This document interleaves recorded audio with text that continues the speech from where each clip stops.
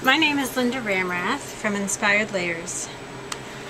I've been asked several questions about traditional blocks and different ways to quilt them. So today I thought I would take this block that I made probably a decade or so ago with some spools and show you 4 different ways that you could quilt it. My battings here are the Request Quilter's Dream cotton and some wool, Quilter's Dream wool on top, because I like the effect that that has. But you can use whatever batting you like the effect. So this first one, I just want to bring my bobbin thread up and then do some straight lines. I'm using this ruler from 4 Paws Quilting. It's the 1/2-inch line tamer, holding my threads and just doing a straight line. You can go back and forth at the beginning. This is like echoing, but you can go slow even though it's free motion. Just hold your ruler down.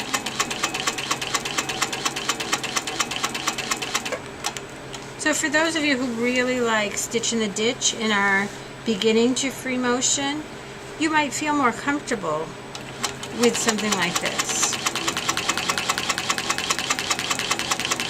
Now if you're using a domestic machine, remember you have to have a ruler foot which is thicker so that it won't slide underneath this ruler. Now there's 2 things you could do here. You could just go up the width of the foot and then come back and echo again. Or you could go around and around and around. That's totally up to you. But you'll get the same effect of straight lines. And as you get better at it, you can always add some circles and little smaller stitches in there. I think I went a little too far. I'm just going to go backwards. I'm going to go, this pin is in my way, so we'll take that out. And let's go over about the width of the foot. Stitch. See that I'm looking at the width of the foot here. You do 1 more stitch. And then line this up along the stitching line.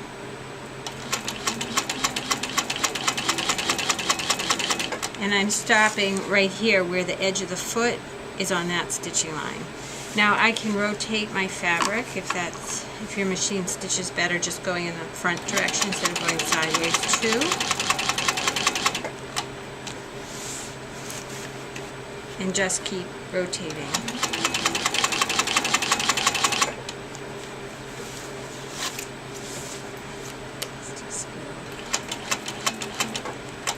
You could do this without the ruler, and you just follow the line that you've already stitched. Just because you're going free motion doesn't mean you have to zip really fast. When you're doing some curvy stitching, it might be easier to go faster, but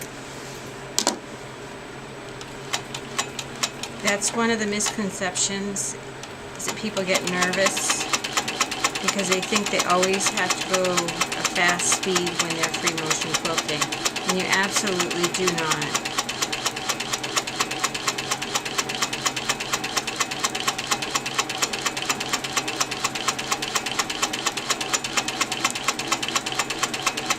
And there we have it, all of those straight lines. So what I'm going to do is I'm going to keep stitching down here and go into the next one and do a different design.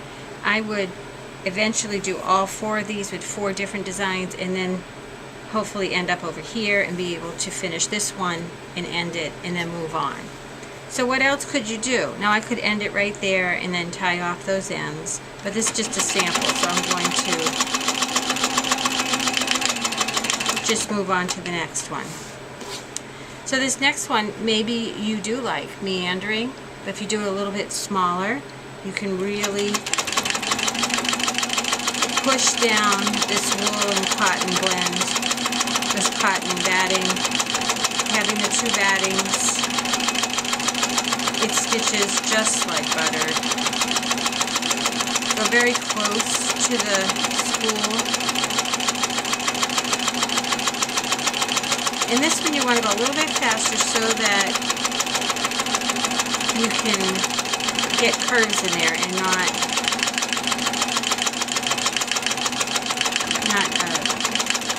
points or squared off ends. Go over here. Sometimes it's nice to get away from what you quilted, especially when you can't see it because the color of the thread matches too perfectly.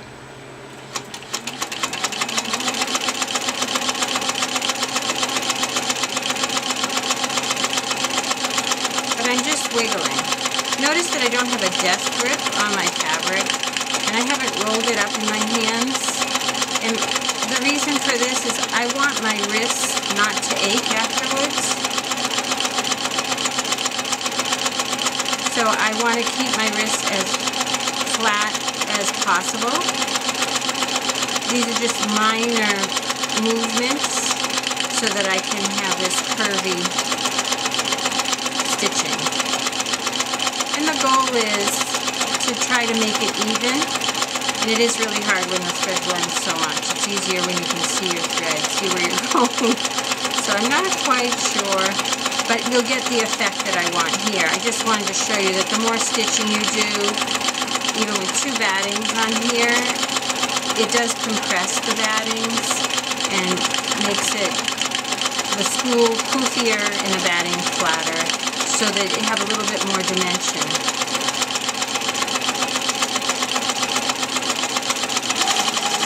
And just quickly finish this up.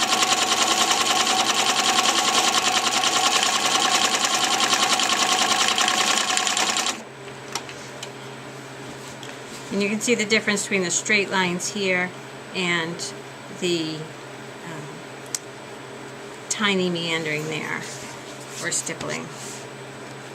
Okay, now I would do the straight lines over here. So I can either just follow along the edge of this block to make it continuous, so you don't have as many lines to tie in at the end. And I want to give you another option here. This time, I think I'd like to pretend I have a thread that's coming off of this spool. So it's like wrapped around.